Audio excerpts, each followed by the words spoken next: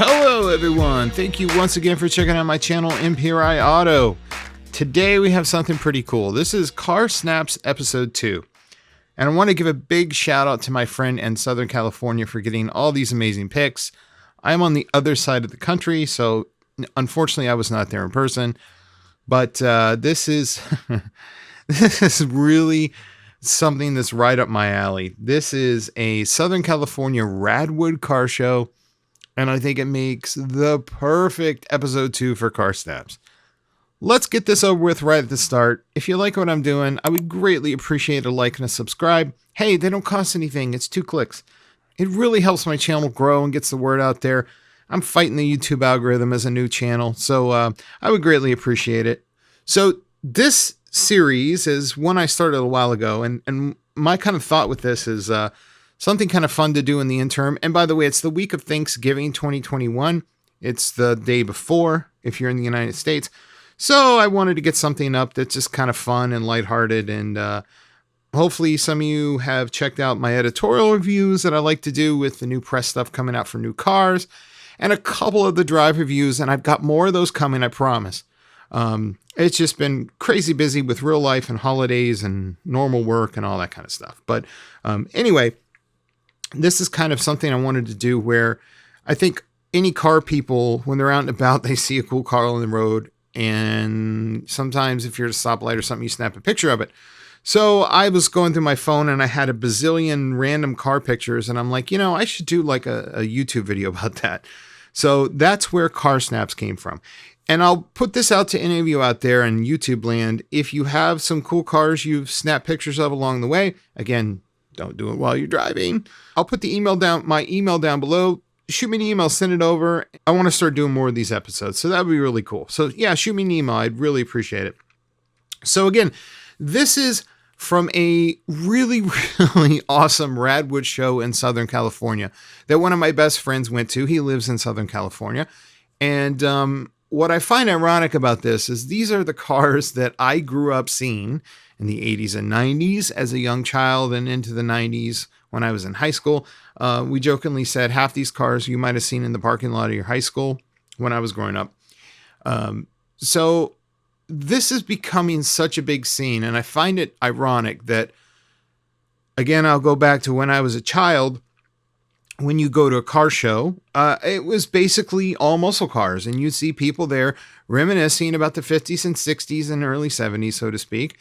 And people dressed up in poodle skirts and cigarettes under their sleeve and the whole, 50s era stuff.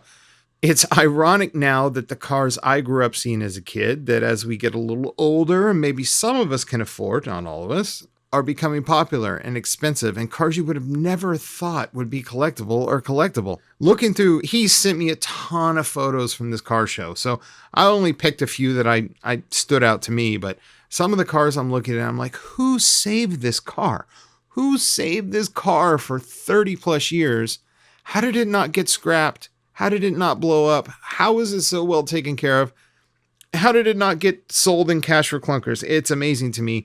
But the perseverance has played off because a lot of these cars are skyrocketing in value. So anyway, that's the gist of this.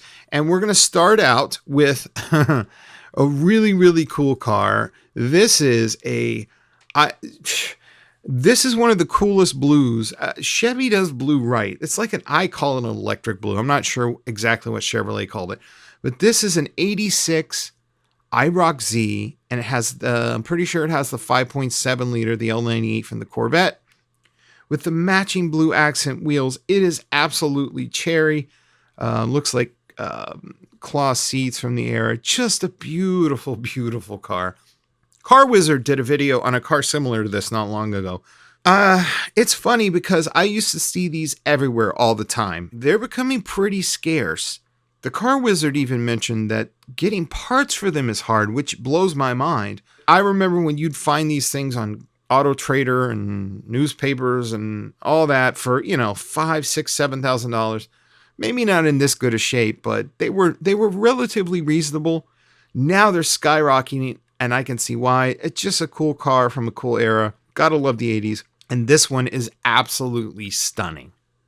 Next up, we have a 4-door Dodge Spirit RT, turbocharged and intercooled. Now, funny story with these cars, and how often do you see these things on the road? And look how mint this thing is.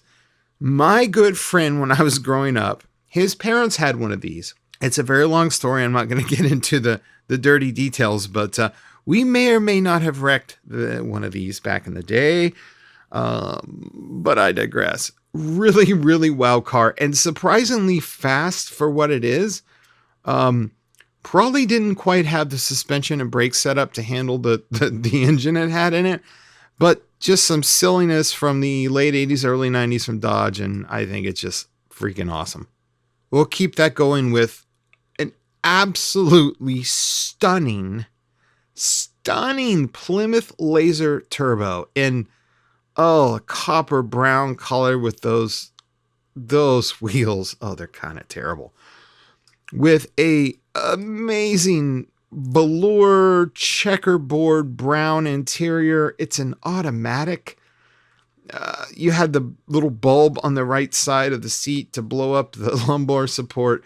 So 80s, so cool.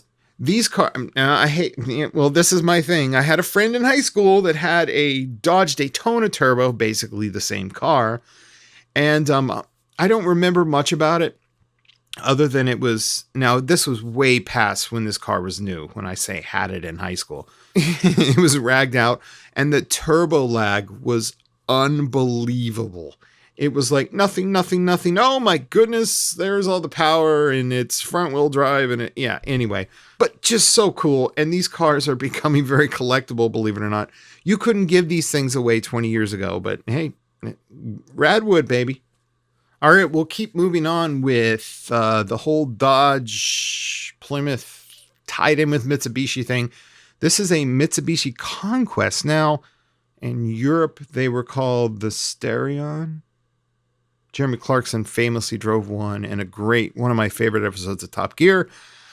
Also, it was basically a Dodge Daytona. Really, really cool cars. Again, look at the louvered goodness on not only the back windshield, but the side back quarter panel windshield. Really, really cool cars. Rare to see now. Just epitomizes RadWood. Pop-up headlights. If you can find one of these in good shape, grab it. I think it's a no-brainer. And next, look at this rare, forgotten bird here.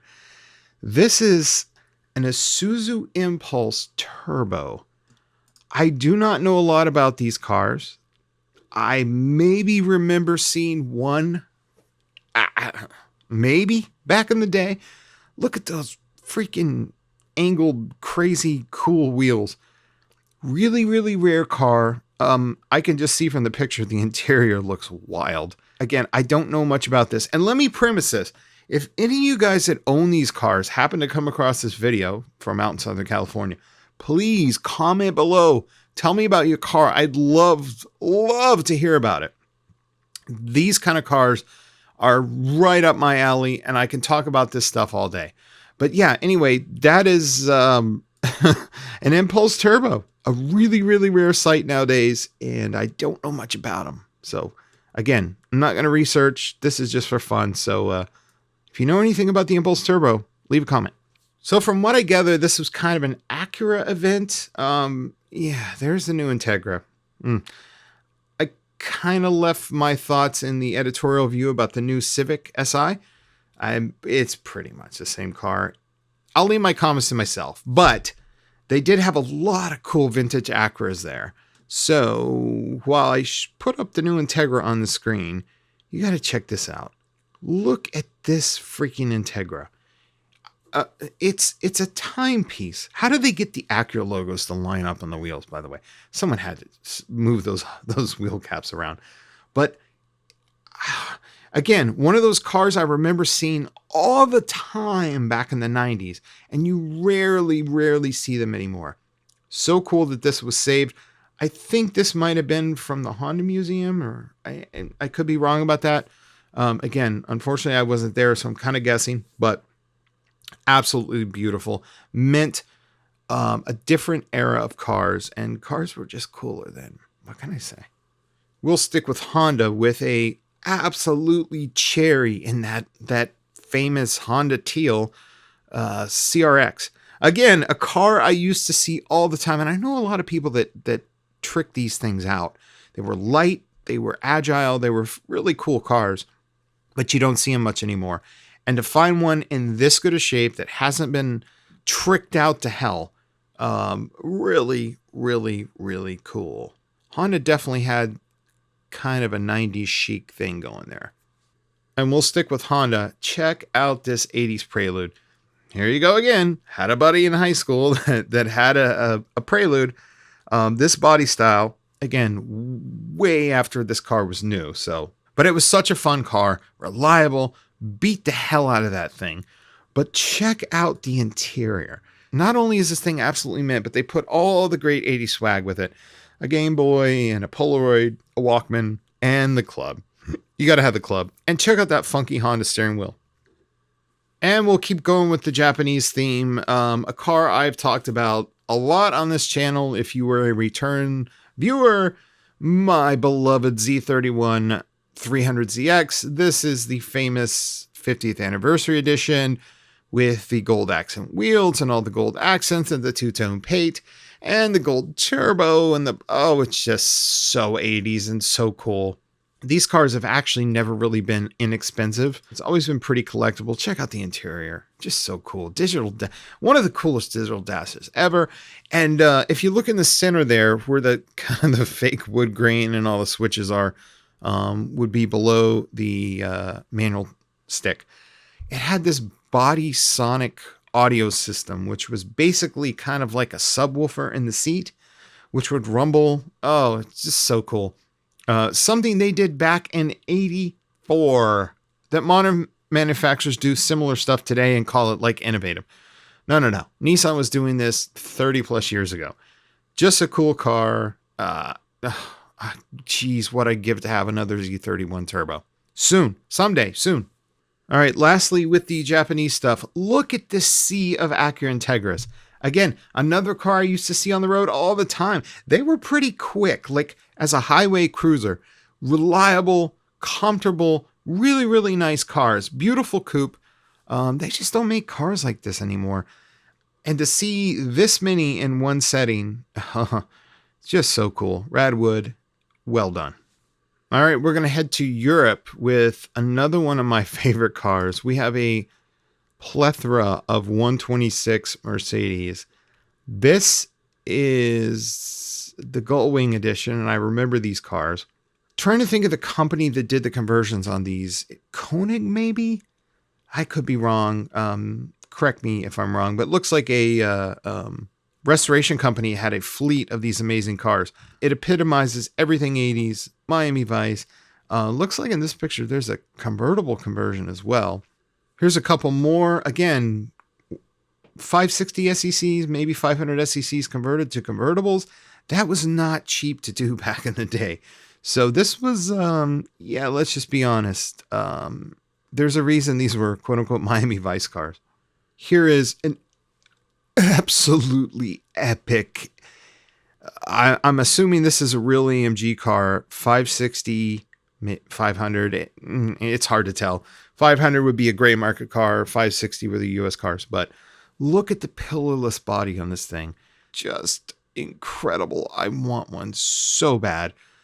Moving on. 500 SEL. The four-door version, or 560. Don't think it's an actual AMG car, but really well done. Really, look at the tag, Dr. Evil. I love it. The wheels, I'm usually not a big fan of any non-AMG Hammer or period correct wheels on these cars, but those look pretty good. Stunning job on this car. It looks mean. And one more SEC. Just, those cars. I want one so bad. They're gorgeous. Just one of my favorite cars of all time. Look at the flares, the AMG flares. Again, I don't know if that's an original body kit or not, but whoever this CMS Motorsports, amazing, amazing cars. And last, but definitely not least, one of the freaking coolest cars in the world, if you ask me. There's not a lot of love for 80s Maseratis, 80s, early 90s. This is a Maserati Shamal. Pretty sure it's a Shamal. I know it's a Shamal. Incredibly rare car. It just looks absolutely stunning in that black with the yellow headlights. Oh my goodness gracious. But these are incredibly rare in the United States. Incredibly beautiful. Epitomizes RadWood, if you ask me. I would die to have one of these cars. I might not be able to keep it running, but look at it. Just look at it. Just look at it. Oh my goodness. I bet that car is amazing to drive. So anyway, there you have it. A little recap of my friend's adventure to RadWood, Southern California. Thanks once again for checking out the channel. If you like what I'm doing, throw me a like and subscribe. We'll be back after the holidays, kind of back to my routine. I've got some actual drive reviews coming and some more editorial stuff. So have a wonderful week, everyone. Have a great, great day. Thanks.